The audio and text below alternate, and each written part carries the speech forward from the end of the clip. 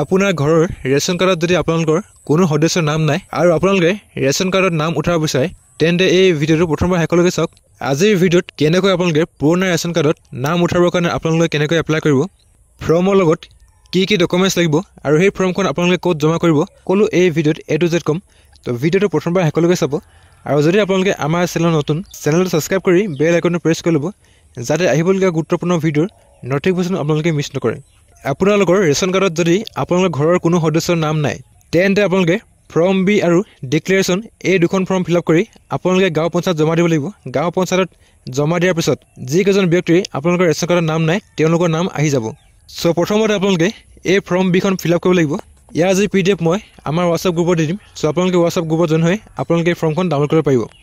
Family details for inclusion of members in existing ration card, ইয়াত আপোনালোকৰ card টাইপটো লিখিব লাগিব। যদি আপোনালোকৰ কাৰ্ড টাইপটো PHS হয় তেন্তে আপোনালোকে PHS লিখিব। যদি আপোনালোকৰ কাৰ্ড টাইপখন AAY হয় তেন্তে আপোনালোকে AAY লিখি দিব। আপোনালোকৰ ৰেচন কাৰ্ডৰ টাইপটো কি হয় আপোনালোকে জানিবৰ কাৰণে আপোনালোকৰ যিখন ৰেচন কাৰ্ড আছে সেইখন আপোনালোকে ওলাই ল'ব আৰু তাতে আপোনালোকৰ কাৰ্ড টাইপটো লিখা থাকিব। তাৰপিছত কাৰ্ড নম্বৰত আপোনালোকে ৰেচন কাৰ্ডৰ নম্বৰটো লিখিব লাগিব। ৰেচন কাৰ্ডত আপোনালোকে দুটা নম্বৰ পাব, এটা মেম্বাৰশ্বিপ নম্বৰ আৰু এটা ৰেচন কাৰ্ড নম্বৰ। আপোনালোকৰ যিটো 181000 পৰা ষ্টাৰ্ট হৈছে সেইটোৱে আপোনালোকৰ ৰেচন কাৰ্ডৰ নম্বৰ। চ' আপোনালোকে 181000 তাৰপিছত আপোনালোকৰ ৰেচন কাৰ্ডত যিটো নম্বৰ আছে ইয়াত আপোনালোকে ভৰাই দিব। FP শ্বপ নেমত আপোনালোকে যিখন সুলভ মূল্যৰ দোকানৰ পৰা ৰেচন আনে সেই দোকানখনৰ নামটো ইয়াত লিখি দিব। Name of head of family in which the ration card stands, ইয়াত আপোনালোকে আপোনালোকৰ ৰেচন কাৰ্ডখন যাৰ নামত আছে তেওঁৰ নামটো ইয়াত লিখিব লাগিব। যদি আপোনালোকৰ মাৰ নামত আছে তেন্তে আপোনালোকে আপোনাৰ মাৰ নামটো লিখিব লাগিব। যদি আপোনালোকৰ শাহু মাৰ নামত আছে তেন্তে আপোনালোকে শাহু মাৰ নামটো ইয়াত লিখিব লাগিব। নেম অফ GP আপোনালোকৰ যিটো গাঁও পঞ্চায়তৰ নাম ইয়াত আপোনালোকে লিখি দিব। তাৰপিছত যদি আপোনালোকৰ ঘৰত 5জন সদস্য আছে আৰু 5জন সদস্যৰ ভিতৰত 2জন সদস্যৰ নাম নাই তেন্তে তেওঁলোকৰ দুখন পাছপোৰ্ট চাইজ ফটো আপোনালোকে ফটোগ্ৰাফত লগাব লাগিব। Name of the family members to be included আপোনালোকে যিকেইজন সদস্যৰ নাম নাই তেওঁলোকৰ নামটো ইয়াত লিখিব লাগিব। তাৰপিছত আধাৰ কাৰ্ড নম্বৰত যদি আপোনালোকৰ সদস্যকেইজনৰ আধাৰ কাৰ্ড আছে তেন্তে আপোনালোকে আধাৰ কাৰ্ড নম্বৰ ভৰাব লাগিব। জেণ্ডাৰত আপোনালোকে যদি মেল হয় মেল লিখিব, যদি ফিমেল হয় ফিমেল। তাৰপিছত ইয়াত আপোনালোকে ডেট অফ বাৰ্থটো ভৰাব লাগিব। তাৰপিছত ইয়াত আপোনালোকৰ সদস্যকেইজনৰ এজটো ভৰাব। আপোনালোকৰ নাম নথকা সদস্যকেইজন যদি 18 ইয়াৰ্ছৰ প্লাছ হয় তেন্তে আপোনালোকে ভোটাৰ কাৰ্ডৰ নম্বৰ ইয়াত ভৰাব লাগিব। যদি আপোনালোকৰ নাম নথকা সদস্যকেইজন 18 ইয়াৰ্ছৰ তলৰ হয় তেন্তে আপোনালোকে এই বক্সত একো ভৰাব নালাগে। তাৰপিছত ইয়াত আপোনালোকৰ ফাদাৰ্ছ নেম আৰু মাদাৰ্ছ নেম লিখি দিব। যদি আপোনালোকৰ সদস্যকেইজন বিয়া পতা হয় তেন্তে আপোনালোকে ইয়াত স্পৌছ নেমটো ভৰাব পাৰে।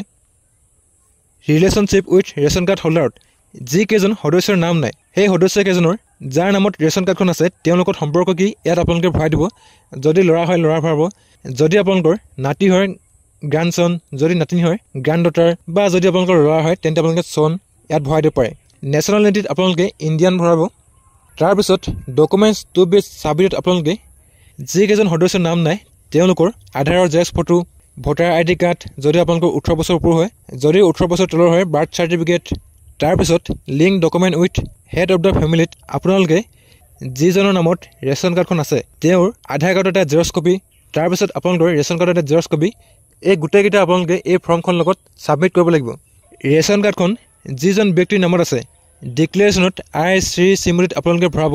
তাৰপিছত signature in full of the head of the ফেমিলিত আপোনালোকে যিজনৰ নামত ৰেচন কাৰ্ডখন আছে তেওঁৰ এটা ইয়াত ফুল ছিগনেচাৰ লাগিব। তাৰপিছত আপোনালোকৰ ছেল্ফ ডিক্লেৰেশ্যন ফৰ্মখন ফিল আপ কৰিব লাগিব। যিজনৰ নামত ৰেচন কাৰ্ডখন আছে তেওঁৰ নামটো ইয়াত ভৰাব। তাৰপিছত ছিগনেচাৰ অফ দ্য এপ্লিকেণ্টত যিজনৰ নামটো আপোনালোকে ৰেচন কাৰ্ডত উঠাব তেওঁৰ ছিগনেচাৰ ইয়াত ভৰাব। তাৰপিছত ইয়াত আপোনালোকৰ নেম লিখিব, গাৰ্জেন নেম, আপোনালোকৰ গাঁৱৰ নাম, গাঁও পঞ্চায়ত, পোষ্ট অফিচ আৰু আপোনালোকৰ মোবাইলৰ নম্বৰ লিখি এই দুইখন ফৰ্ম ফিল আপ কৰাৰ পিছত আপোনালোকে ইয়াৰ লগত ৰেচন কাৰ্ডৰ জেৰক্স কপি, যিকেইজন সদস্যৰ আপোনালোকে নাম উঠাব তেওঁলোকৰ আধাৰ কাৰ্ডৰ জেৰক্স কপি, লগতে যদি 18 বছৰ ওপৰ হয় তেন্তে ভোটাৰ কাৰ্ড, যদি 18 বছৰ তলৰ হয় তেন্তে বাৰ্থ চাৰ্টিফিকেট আপোনালোকে গোটেই ডকুমেণ্টছকেইখন জেৰক্স কপি কৰি ইয়াৰ লগত ষ্টেবল কৰিব আৰু গাঁও পঞ্চায়ত জমা কৰিব। গাঁও পঞ্চায়তত জমা কৰাৰ পিছত আপোনালোকৰ যিটো গাঁও পঞ্চায়তৰ ছেক্ৰেটাৰী তেওঁ আপোনালোকৰ ডকুমেণ্টটো ফৰৱাৰ্ড কৰিব। ডকুমেণ্ট ফৰৱাৰ্ড কৰাৰ পিছত এমাহ বা দুমাহৰ পিছত যিকেইজন সদস্যৰ আপোনালোকৰ ৰেচন কাৰ্ডৰ নাম নাই তেওঁলোকৰ নাম ৰেচন কাৰ্ডত ভৰাই দিয়া হ'ব। চ' এনেকৈ আপোনালোকে যদি আপোনালোকৰ পৰিয়ালৰ কোনো সদস্যৰ ৰেচন কাৰ্ডৰ নাম নাই তেন্তে আপোনালোকে 30 অক্টোবৰৰ ভিতৰত নিজৰ গাঁও পঞ্চায়ত জমা দি আপোনালোকে ৰেচন কাৰ্ডৰ নাম উঠাব পাৰে। চ' আজিৰ ভিডিঅ'ত ইমানে আছিল।